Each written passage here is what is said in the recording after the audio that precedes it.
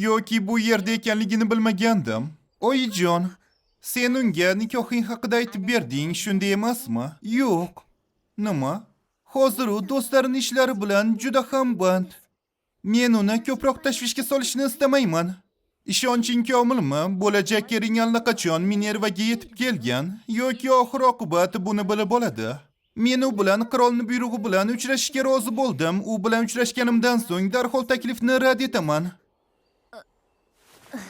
Hoy, Cecilia, yoki haqida qanday his qilasan o'zi? Yokini hech narsaga hech qanday aloqasi yo'q.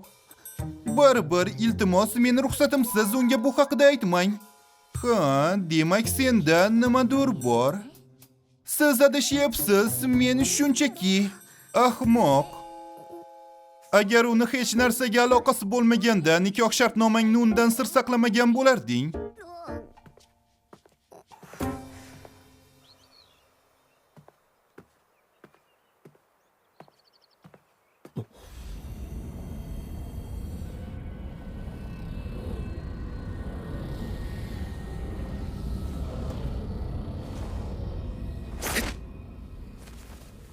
Bu axir Happinessni